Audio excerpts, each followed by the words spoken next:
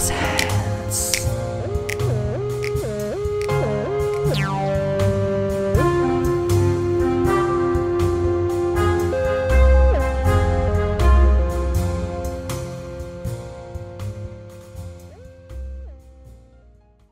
Darren Aronofsky é um aclamado realizador, argumentista e produtor de cinema americano, conhecido pela sua intensa narrativa psicológica, estética surrealista e sombria e estilo visualmente distinto. Nascido a 12 de fevereiro de 1969 em Brooklyn, Nova York, Aronofsky construiu uma reputação ao criar filmes que exploram frequentemente temas como a obsessão, o medo existencial e os aspectos mais obscuros da natureza humana.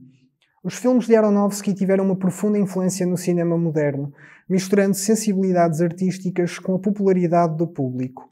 A sua exploração da fragilidade humana e da obsessão desafia frequentemente o público, ultrapassando os limites tanto a nível visual como temático. O filme de hoje é uma afirmação. Recebeu um reconhecimento significativo durante a temporada de prémios de 2022 e 2023, particularmente para o ator principal e a equipa de maquilhagem. Este filme ganhou prémios como Melhor Ator e Melhor Maquilhagem e Penteado nos Oscars, Melhor Ator Principal nos Saga Awards, Melhor Ator nos Critics' Choice Awards, Satellite Award de Melhor Ator em Filme de Drama na International Press Academy. Este filme representou para o seu ator principal um regresso triunfante a Hollywood após anos de lutas pessoais e profissionais. Tornou-se uma figura adorada durante a temporada de prémios, com os seus discursos emocionados e a sua gratidão constante pelo ressurgimento da sua carreira a entoar profundamente junto dos fãs. O ator é Brendan Fraser e o filme é o The Whale. The Whale é um drama comovente e emocional baseado na peça de teatro do mesmo nome, de Samuel D. Hunter, de 2012. Conhecido pela sua narrativa intimista e pela exploração crua da vulnerabilidade humana, The Whale segue Charlie, um professor de inglês solitário e gravemente obeso que dá aulas online, mas mantém a câmara desligada para esconder a sua aparência. Afastado da filha, Ellie, há anos, Charlie tenta restabelecer a ligação com ela, movido por um sentimento de urgência, à medida que a sua saúde se deteriora. A trama desenrola-se inteiramente no confinamento do pequeno apartamento de Charlie, explorando com profundidade temas como culpa, luto, redenção e amor incondicional. As lutas de Charlie contra a obesidade estão ligadas a traumas e perdas não resolvidos após a perda do seu companheiro, Alan. Começo por ti, Beatriz. O que é que achaste do filme e como interpretaste todo este arco da personagem que é representada pelo Brendan no The Whale? O que é que eu achei do filme? Achei que o filme, por exemplo, ao contrário de Mãe, do Darren, o Mãe traumatizou-me completamente. Este filme, não. Consegue-se mesmo ver ali uma dor, uma espécie de algo que não está completo com ele próprio e que está a viver naquele trauma e naquela angústia constante de não conseguir avançar daquele tempo que ficou parado, digamos assim. Qual foi a outra pergunta? Desculpa. O que é que eu achei do filme? Do arco da personagem interpretada pelo Brendan Fraser. Foi muito bom vê-lo novamente num filme. Já não se via o Brendan há imenso tempo. Todo o mérito que ele teve e recebeu toda a aclamação foi bem dada, porque é um ator que merece. O que é que eu achei? É algo bastante real, se calhar não tanto na nossa visão de europeu, agora sou eu a passar esta expressão, mas talvez americano, porque eles são das populações mais obesas no mundo, é algo bastante real para eles. Acredito que muita gente se refugia em vícios. No caso do Charlie, aqui neste filme, foi comer sem parar, literalmente. Ele comia mesmo descontrolado. Não é apenas vários personagens ao longo do filme revelam também manter traços de outros vícios. Exatamente. Sim. No caso, a amiga dele, o fumar, ela está constantemente a fumar, principalmente quando ele lhe prega sustos, ela sai sempre para ir fumar, para de certo modo se apaziguar ela própria. A própria filha a própria Ellie tem vícios.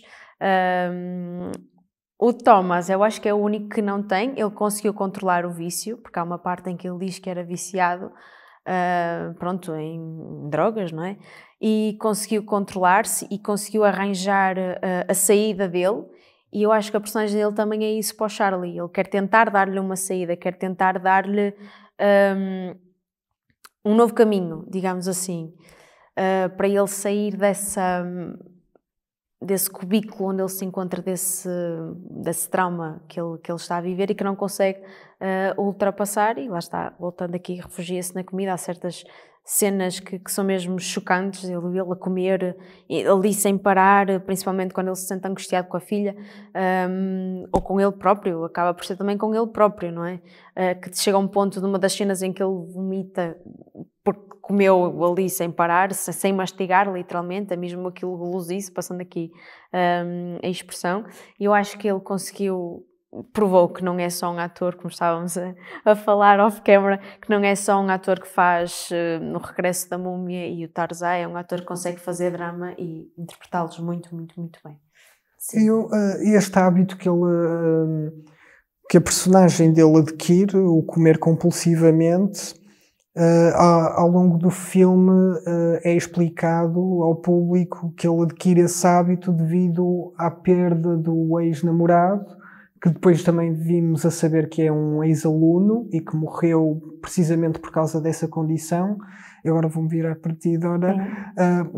Tu achas que existe nele algum sentimento de culpa por essa perda ou pela forma como a sua vida se encarrilou até aquele momento? Achas que é a culpa que o faz tomar... Sim, no fundo, piada subentendida, ele carrega o peso dessa situação também.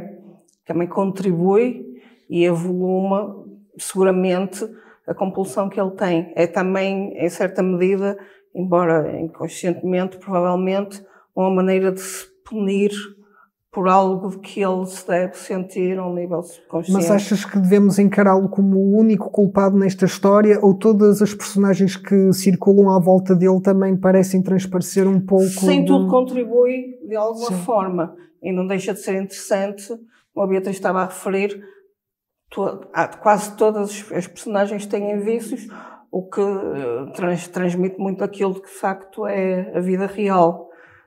Portanto, nesse aspecto, obviamente, é um acumular de circunstâncias e de situações.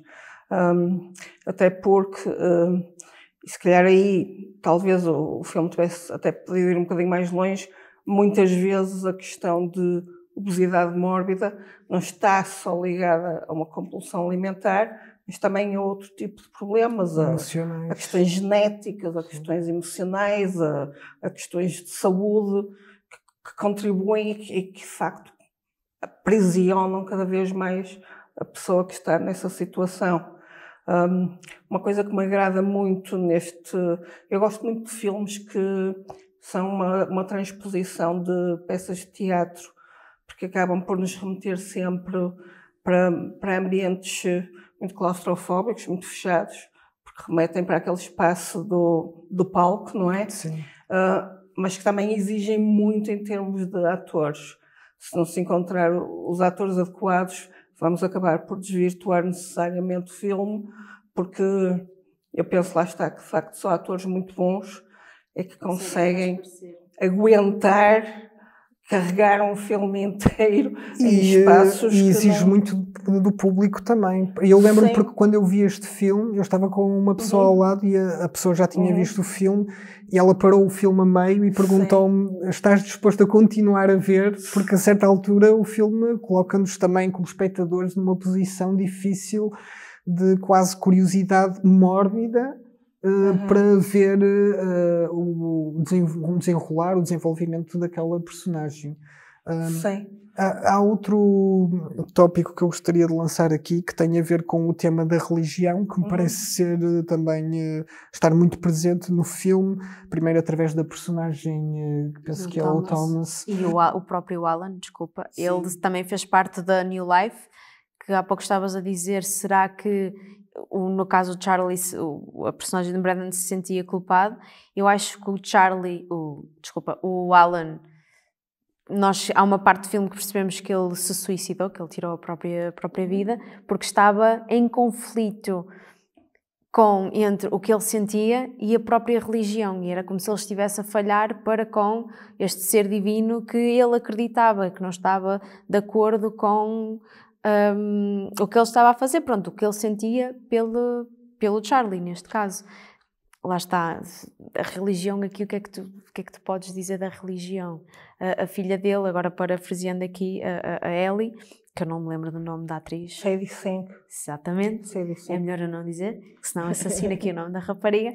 Há uma parte em que ela diz que, muito parafraseada, em que nós ficamos tão focados em tentar seguir aquela religião que um parvo... doutrina... Que um parvo que nos vem salvar, que nós reconhecemos que somos pecadores e acabamos por ser parvos. É algo assim que ela diz.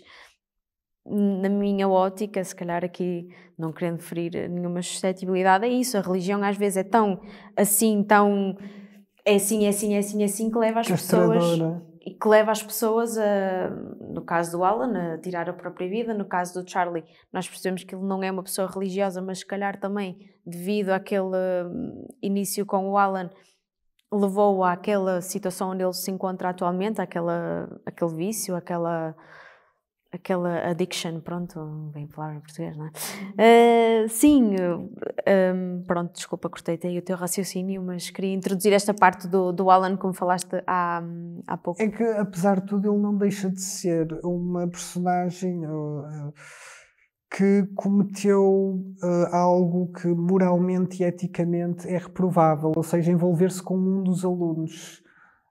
Isto aqui também já vamos para um campo ético em que poderemos questionar até que ponto é que na relação professor-aluno é possível existir algum tipo de relação mais íntima, digamos assim. Sim, de intimidade ou procura pela verdade, se as duas partes não se puderem que é um grande tabu. É um grande tabu.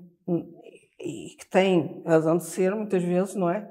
Porque dá origem, todos sabemos, infelizmente, a situações de abuso, e que é um tabu universal, não é? De facto, pronto, é como a relação entre o psicólogo e o doente, o paciente, e outras desse género, é que, de facto, essas linhas vermelhas existem porque...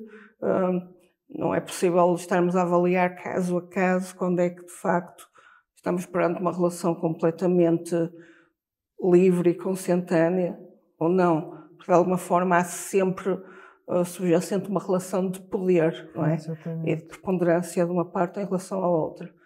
No entanto, esta é uma das muitas questões interessantes do filme. Uma das coisas que me agrada e que lá está bem da peça não tens apenas uma questão, tens aquela narrativa central à volta dele, mas sim tocas em todas essas questões. A questão, no fundo, de várias relações de poder, da religião, de relações entre alunos e professores, outros tipos de vícios. Da própria relação familiar entre ele, a ex-mulher e a filha. Exato. Também. Sim, mas daqui acho que é importante apontar que a homossexualidade, ou seja, ele tinha uma família heteronormativa com mulher e ele passa para uma relação homossexual.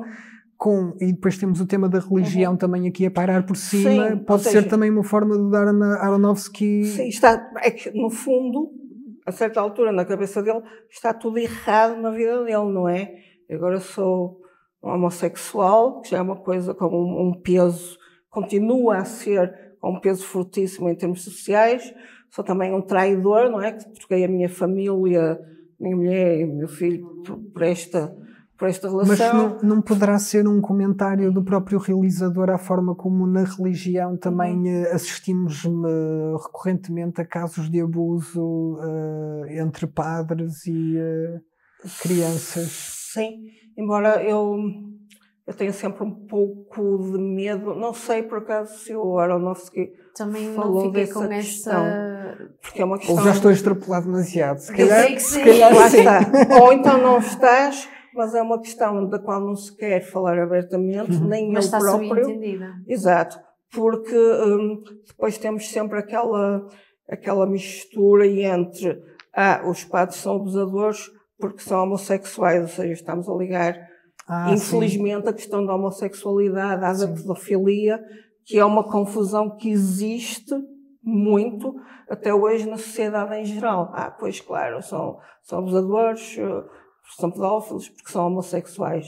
E, portanto, embora se calhar esteja ali, eu percebo que eles abertamente não queiram abrir essa caixa de Pandora, não é? Porque o filme já tem tantas camadas que se ainda pões essa cá fora, torna-se ainda Por mais acaso complexo. Eu não fiquei com essa sensação de ser uma mensagem subentendida intencional. Eu fiquei mais com a sensação de que pronto, a igreja, chamamos assim, da New Life, queria representar um culto. Porque com uma cientologia? Sim, porque se fores a ver, não podes fazer isto, não podes ter aquilo, tens que casar com não sei quem. Tanto que o Alan, quando esteve na América do Sul, segundo a irmã, quando conta à personagem do Thomas o porquê do Charlie ser assim, ela diz que ele tinha medo de regressar porque já tinha um casamento arranjado. Portanto, e o próprio personagem se não estou em erro, acho que é a filha, que diz que aquilo é um culto. E ele, não, isso não é um culto. Eu fiquei mais com a sensação de ele querer transmitir que a religião é um culto do que propriamente essa mensagem subentendida que... Sim, a minha interpretação foi essa, de ser um culto, ou seja, quando se segue a religião cegamente, acaba por parecer que estamos num culto, e que estamos todos a beber o Kool-Aid e se ele diz assim a gente vai para ali e assim. Eu fiquei mais com essa sensação do que essa perspectiva, não tinha pensado nessa perspectiva que lançaste aqui para a mesa, agora deixaste-me pensar. Sim, a beleza dos filmes também vem muito daí, não é? Todas as pessoas podem ter uma perspectiva diferente da mesma cena. E ver de um outro prisma a mesma coisa, não é? Aquilo que tu vês ali e o que eu vejo podem ser coisas completamente diferentes. Por exemplo, essa questão da religião ser um culto, para mim quase que se torna redutora, porque para mim toda a religião é um culto de uma forma ou de outra, não é? Porque todas elas te impõem em determinados normativos e determinadas regras e o que está correto, o que não está, ou seja, fica sempre de alguma forma espartilhado. Que sejam religiões que se considerem mais abertas ou mais fechadas, não é? Mas sim, não deixa de ser...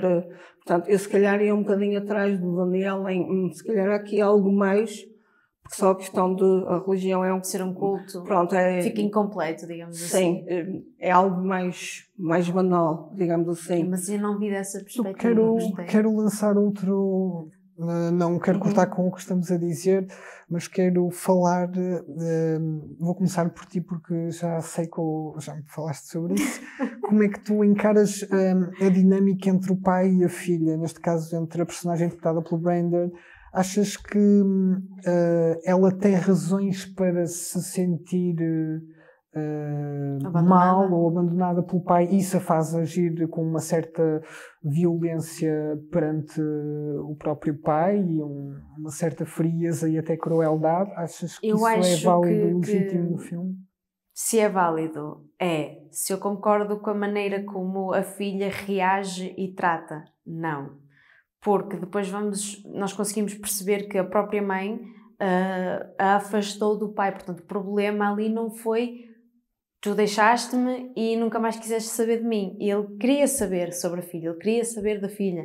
A mãe é que se calhar encobriu certas coisas e escondeu certas coisas e não permitiu que ela convivesse com o pai. Acabou por alimentar então esse desfazamento. Exato, e essa imagem que ela, desde miúda, desde os 18 anos, não tenho erro, que foi quando ele trocou a família dizer que trocou a família é muito pesado, porque ele não parece, o Charlie não parece, eu troquei porque sim, porque acordei um dia e acho que é um verbo muito forte para dizer mas houve ali uma cisão, uma escolha dele de querer seguir uma outra vida. Sim, mas eu acho que ele não se queria afastar da filha. Sim. Por isso esse afastamento e a maneira como foi mais a incapacidade da mulher dele de aceitar essa relação extraconjugal. E a mãe ficou tão magoada e tão desiludida que acabou por afastar a filha, porque na ideia dela, se calhar já estou aqui a reescrever aqui o filme um bocadinho, na ideia dela era, se eu me sentia assim, tu também te vais sentir. Tomou essa decisão pela filha, não deixou a filha escolher se queria ou não conviver com o pai, tanto porque há uma parte em que nós percebemos que ela não tinha noção que o pai estava naquele estado. Ela sempre tinha aquela ideia de o pai como a deixou e não, pronto, na obesidade mórbida em que ele se encontra. Pela segunda vez que eu vi o filme, a personagem dela irritou mais do que a primeira, portanto o que mostra que ela é boa atriz e fez aquele papel muito bem, recebeu... Eu acho que o casting está perfeito. Foi. Sim. Mas acho que há maneiras e maneiras de reagir e a personagem dela não reagiu da melhor maneira, até um ponto em que ela diz, caminha até mim e sabe perfeitamente que ele não consegue, sem ajuda não consegue caminhar até ela, tanto que eu apercebi-me, se calhar da primeira vez e não me lembro, mas da segunda vez que vi, apercebi-me que nós temos acesso à última semana da vida dele, o que torna tudo ainda mais triste, a maneira como ela trata o pai, ou seja, a relação entre eles fica mais triste porque é a última semana dele nesta terra, no mundo, digamos assim, na Terra. Mas vocês pensam que portanto, o filme tem ali uma janela reduzida, temporal, apesar de existir toda uma história passada? Vocês acham que nessa janela temporal existe algum crescimento por parte das personagens? Ou alguma transformação interior ou exterior? Eu acho que sim. De alguma forma, sim, até em relação à filha. Isso remete-me para uma questão muito interessante, que é muitos dos traumas que as pessoas, de um modo geral, carregam ao longo da vida, que são chamados traumas de infância, são traumas que só carregam, falo de todos nós, é muito difícil sair dessa situação, porque os vivemos enquanto crianças. E o eu adulto não consegue sair esta situação foi comigo e vê-la com os olhos de um adulto e perceber que se calhar não tem toda aquela carga ou tem que ser vista de uma maneira mais fria e mais objetiva. Por exemplo, essa questão do abandono. O pai abandonou ou não tinha alternativa, no fundo, na vida dele. Eu acho isto muito interessante porque eu, já há uns anos largos, mas nunca me esqueci porque depois incorporei essa realidade em mim. Ajudei uma pessoa amiga que tinha um profundo trauma de abandono em relação a uma irmã mais velha. E isso traduzia-se em toda a sua vida. E eu, em conversa com ela, não estava a dar uma psicóloga, mas fiz-lhe a questão inversa, que foi, mas troca com a tua irmã, porque ela era uma miúda de 10 anos e a irmã já tinha 20 e foi-se embora. A vida com aqueles pais era muito dura. Eu disse-lhe, se fosse ao contrário, tu tinhas ficado até a tua irmã ter 20 anos, ela, e tu já teres 30 e teres perdido... Eu acho que essa posição que estás a dizer faltou à mãe. E daí ter gerado essa raiva na filha. Exatamente. Pelo pai, uma raiva que não está bem colocada. Exatamente. Porque foi a mãe que incutiu. Essa incapacidade de pensarmos, mas espera aí, esta pessoa tinha alternativa, era justo, era razoável dizer a esta pessoa que ficasse ali parada à espera que eu fosse um adulto e, entretanto, destruísse o resto da sua vida quando estava a sentir necessidade por mim. E muitas vezes isso permite dar esse salto. E eu acho que se nota também nela, a certa altura, um pouco, como que incorporar essa realidade à espera. Eu era uma criança, mas agora já não sou. E de facto, se calhar ter essa noção de que para o pai também não era muito, se calhar, uma escolha, não é? Não, agora fico aqui prescindo de... Aliás, teria dado numa vida muito diferente se ele tivesse... Provavelmente não, porque eu acho que aquele vício já ia ser em qualquer trauma que ele vivesse. Se a causa do trauma não fossem os que foram, como o que aconteceu com o companheiro e tudo mais, seria o trauma de ter ficado naquela relação infeliz com uma mulher e tudo mais. Portanto, sim, acho que se nota alguma evolução nas personagens também à volta dele, nesse sentido. Tudo parece apontar no filme para a questão da ligação carnal e da dicotomia entre espírito-corpo, E o que eu queria perguntar-vos é como é que vocês interpretaram o final? Acham que que ele se redime? Existe algum tipo de redenção para ele no final, ao morrer? Porque a forma como o filme está editado leva a crer que existe uma certa ascensão, ou que o espírito pode sair do corpo. Sim. Mas estaremos nós, também, público, a ler mais naquele final, condenados por sermos, corpos feitos de carbono, carne, não é? Estamos condenados a viver este suplício ou tormento eterno, ou existe alguma possibilidade, outra possibilidade de redenção para todos nós? Pois, eu tenho um cinismo intrínseco que me diz: pronto, morreu, sei lá, vi. E que também podes interpretar. Foi na vez assim, dele, não foi na minha. Não podes, não há redenção. Não é? A vida é o que é, tenta aproveitar, tenta lutar com o que puderes, porque um dia vais morrer. E não vais levantar bolo, ele parece que... Exato, não te vais tornar um anjo, não. Acabou, portanto... Mas esse aproveitar também envolve tomar decisões ou escolhas que possivelmente vão afetar a vida de terceiros. Sim, e claro. Até traumatizá-los potencialmente. Claramente. Não é? E estamos na questão do...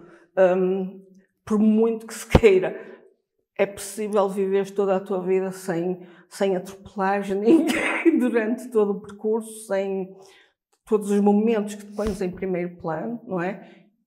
E que no fundo é importante, estás a pôr os outros em segundo plano. Então, às vezes até mesmo sem querer, às vezes até mesmo sem noção, acabas por magoar ou de alguma forma perturbar a vida dos outros, mas não há como fugir a isso, não é? Ou vais viver como um ermita para o meio da montanha. Eu acho que percebi o que é que tu querias chegar com essa questão. Eu não acho que o final é ele ascender a um ser superior, eu acho que é mais um sentimento, algo que ele sentiu naquela... Não sei, porque eu não posso falar por experiência, nunca estive às portas da morte, nem nunca aconteceu, nem nunca vi a luz, mas eu acho que é isso, ele ficou, tanto que ele conseguiu caminhar até à filha, ou pelo menos na cabeça dele. Mas nessa cena a filha atua de uma forma benéfica para ele ao puxar por ele no fim? E ao tentar obrigá-lo. Ou achas que ela faz isso por crueldade e por... Não, porque se tu perceberes, quando ela abre a porta, ela parece que ficou criança outra vez, porque ela diz papá, não diz pai, não diz monstro, não diz nada, diz papá. Então eu acho que ela percebeu-se que ia perder o pai, e nos últimos minutos dele ela quis dar-lhe aquele conforto, tanto que ele gostava de ouvir a redação dela sobre o Moby Dick, e neste caso foi outra redação que ele reescreveu com a ideia inicial dela, e ele queria que ela o lesse, que era para ele próprio se acalmar, mas eu acho que o efeito foi, ele sentiu de tal maneira aliviado, perdoou-se a ele próprio de ter deixado a filha, e foi um sentimento, ele não ascendeu a minha interpretação, com um bocado de cinismo também, não ascendeu a um anjo ou a um ser superior, foi um sentimento que ele, naquele momento, a morrer, fez as pazes com ele próprio, disse está tudo bem, foi tipo o último suspiro dele, e começou a viver na sua memória mais feliz, que foi naquele dia na praia que ele acabou por descrever à ex-mulher, que foi a última vez que ele tinha nadado. Eu acho que é muito isso, tanto porque há uma parte em que ele diz eu não quero que o Alan me veja assim. Portanto, eu acho que é a realização de, ok, minha filha perdoou-me, eu estou em paz com a minha ex-mulher, com a minha filha, com a... Estou-me a esquecer do nome da amiga dele, que era a irmã do Alan. Estou em paz... que cuidava dele. Pois é, falamos um pouco dessa personagem que é asiática, não é? Que eu não me consigo lembrar do nome dela. Também não. Não vai. Liz? Acho que era Liz. Sim, olha, que ela é cuidadora. Que é cuidadora e ela, eu acho que há um sentido de culpa por parte dela, porque ela chega-lhe a trazer aquelas sandes e aquelas comidas que não fazem bem, e há uma instância de filme em que ela se pergunta a ela própria o que é que eu estou a fazer, que é antes dele, pronto, morrer. Mas sim, pronto, também eu acho leva que a questionar o ambiente, se o ambiente fosse diferente, se ela tivesse outra abordagem para com os hábitos alimentares, por exemplo, se ele teria, não sei, já estamos aqui a especular, mas sim, eu acho que ele não ascendeu a um ser, a um anjo, eu acho que foi um sentimento de realização dele e daí... No fundo ficou livre para morrer. Exatamente, sim. Assim. Deixou a filha bem com o dinheiro que ele arrecadou, portanto a filha, se souber gerir... Dislexia agora a mim. Souber de gerir bem aquela mini fortuna que ele deixou, tinha a vida feita, sim. Portanto eu acho que é mesmo isso, é um sentimento. Ele fez as pazes com ele próprio, permitiu-se morrer naquele momento. Sim. Mas disseste que ele se perdoou a si mesmo, não é? Eu interpretei assim. Mas achas que a filha também o perdoou? Eu creio que sim, porque senão ela não se virava para trás e lia-lhe a redação. Sim, exato. Isso, na minha opinião, também remete para que, de alguma forma, ela faz as pazes com aquilo, não é? Porque ela própria percebe que vai perder o pai naquele momento. Ou pelo menos é capaz de lhe dar, de ter a generosidade de lhe dar aquilo que ele procura naquele momento. Sim, eu acho que é isso. Se calhar estamos a especular muito e agora se o Darren estivesse aqui, não é nada disso, nada disso. Não sei, tendo em conta os filmes da filmografia dele, no The Wrestler também existe essa tentativa de reconciliação do pai com a filha. Sim. E o arco, parece que ele... São até muito paralelos os dois filmes, curiosamente. Ele tenta sempre procurar temas muito similares. E aliás, novamente, indo buscar um ator que estava completamente acabado. Exatamente, na altura. Nesse caso, sim. Se formos a ver, ele acaba por arriscar ali. Sim, ou seja, até acabam por ser dois filmes muito similares dele, não é? No modo em tudo isso, na narrativa, no tipo de história e no tipo de risco que ele corre com os atores. Que vai escolher. E eu acho que isto é a minha interpretação. Não vi muitos filmes do Darren, vi alguns, mas eu fico sempre com a sensação que o final é algo em aberto para a interpretação do público. E ele não quer dizer o fim é assim porque eu quero que seja assim. Eu acho que fica algo em aberto. Foi por isso que eu dei esta minha definição de fim no The Whale, porque foi essa a sensação que eu fiquei de perdoou-se a si próprio, permitiu-se partir, morrer, desaparecer, transformar-se num ser, como queiram. Ele é conhecido por norma, matar sempre a personagem principal. Nos filmes dele ele acaba por morrer sempre. Mas parece procurar estas figuras que já estão numa fase da vida em que já não há retorno, em que o dano foi causado no passado e estão à procura de algum tipo de resolução ou salvação, ou o que for, para conseguirem prosseguir. E neste filme, pronto, a única salvação possível para aquela personagem é mesmo a morte. Pelo menos parece ser esse todo o encadeamento ele recusa sair ao hospital e a narrativa. Procurar. Sim, ele já tomou aquela decisão de eu vou aguentar até me conseguir perdoar a mim próprio e até a minha filha me perdoar a mim. Sim. Que eu acho que é essa última semana, é mesmo isso, é ele fazer as suas coisas todas, não é? Por tudo em ordem, exatamente, e ficar em tranquilidade e saber que deixou a filha bem, que a filha o perdoou, ele próprio se perdoou a ele, perdeu, muitas aspas, não perdeu a vergonha, porque acaba por confrontar os alunos. Essa cena, quando ele confronta os alunos, há reações de vou filmar, fica sempre com aquela sensação de que é para, de algum modo, gozar com a situação. Também fiquei assim um bocado desconfortável, porque eu própria não faria isso, não é algo que, não tenho isso, mas sim, acho que ele se permitiu... Mas pode ser entendido como uma crítica da sociedade, sociedade de querer ter esta curiosidade mórbida. Sim, isto é uma crítica... Observar os últimos momentos da vida de uma pessoa. Eu não creio que eles soubessem que ele estava a morrer, digamos assim. Eu acho mesmo que eles não estavam à espera que o professor fosse assim, não é? Tivesse aquele aspecto. E, de certo modo, foi como a filha fez... um choque. E foi como a filha fez, que tirou a fotografia e colocou na rede social dela, de certo modo a ser bruta e a gozar com o pai. Eu acho que é mais nesse aspecto, a sociedade não procura compreender o porquê daquela pessoa ser assim. A forma da sociedade lidar com aquilo que é diferente, ridicularizar a pessoa.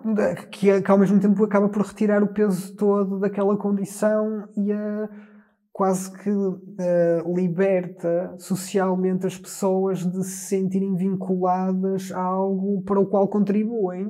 porque assim estou a livrar-me de qualquer problema. Qualquer coisa, não é? Não fui eu, não sei, não vi, não faço a mínima ideia. É só mais uma pessoa obesa que existe, certamente cometeu erros, pronto, vou morrer. Sim, é que nem situação. sequer procuram saber o porquê. Neste caso, pronto, foi um trauma, foi se calhar uma depressão. Acredito que tenha sido ali algum ponto depressivo, que caiu nesse ciclo vicioso de se refugiar em comida e comer ao ponto não de ser combustível para nós vivermos como seres humanos e termos o dia-a-dia, mas sim como para preencher, digamos assim, um buraco negro que está dentro dele. Sim. E que nunca fica cheio, não é? Porque senão, se ficasse cheio, ele parava de comer compulsivamente. E não tinha atingido... Isto já estamos a especular outra vez. E não tinha atingido aquele aspecto. Este é um filme que, de facto, promove uma reflexão... ou instiga essa reflexão contínua. E acho que vai reunir um consenso na votação final. Sim. Penso que sim. Sim, eu quero votar primeiro. Força, Beatriz. Eu quero votar primeiro. Basta. Quero. E eu dou... Não, vou dar assim 4,5, não sei bem ler. É assim, nesta ordem, gente, sou disléxica. Isso é meio e 4. Ok. Sim, é o contrário. Eu dou 4,5. Eu acho que não há muito espaço para melhorar. Eu acho que o filme saiu extremamente Mas porquê é que não dás 5? O que é que falta para o 5? Acho que 5. O que é que falta para o 5? O que é que te faria dar um 5? Ter mais horas, ter mais dias com o Charlie, se calhar. Será que o público aguentaria essa Não dose? não sei. Mas eu acho que falta mais tempo com o Charlie. Eu acho que nós conhecemos muito, mas gostava de conhecer mais. Se faz sentido. Mas mais em termos da vida passada dele, em vez de só dar daquele recorte dar final? Dar um contexto, porque nós chegamos na última semana dele. Okay. Falta o contexto. Nós temos o contexto contado pela irmã do Alan, mas falta o contexto vivido, acho eu. Na minha ótica de espectadora, cineasta aqui, nas horas vagas. Sim, força. Eu também não vou dar 4,5, vou dar 4. Só para ser diferente. Acho que está um filme muito bem conseguido. Ele consegue criar uma bolha e consegue fazer-nos mergulhar nessa bolha, e a estrutura narrativa está muito coerente, o casting está perfeito, todas as personagens me parecem bastante válidas e legítimas nas suas intenções e na forma como reagem às situações. Não dou 5 porque... Também querias mais horas com o Charlie. Depois também ainda estava a pensar porque é que eu não dou 5 estrelas ao filme. O que é que eu acho que falta? Se calhar foi aquilo que disseste de ele deixar ali um espaço em aberto. As tuas próprias conclusões. Faltam-me respostas no filme. Não consigo encontrar no filme respostas, só mais perguntas. Mas eu acho que é esse o ponto dele. E é por isso que... Mas não é um filme que me deixe...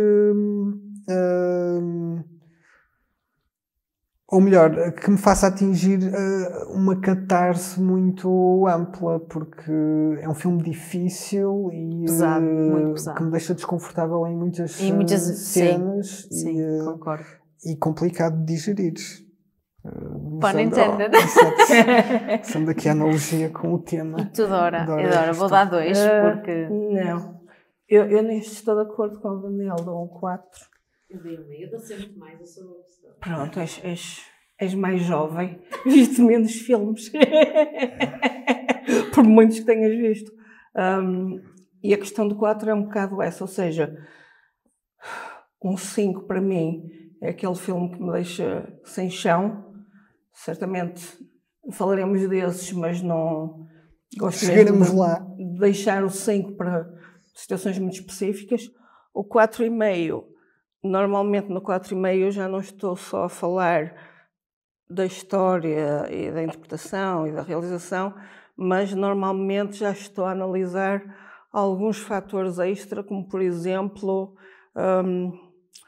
a fotografia, ou a edição, ou o próprio cenário, etc. Portanto, há alguns fatores extra que me impressionaram e que não têm a ver necessariamente com o âmago da história, mas sim ao modo como ela é mostrada e contada.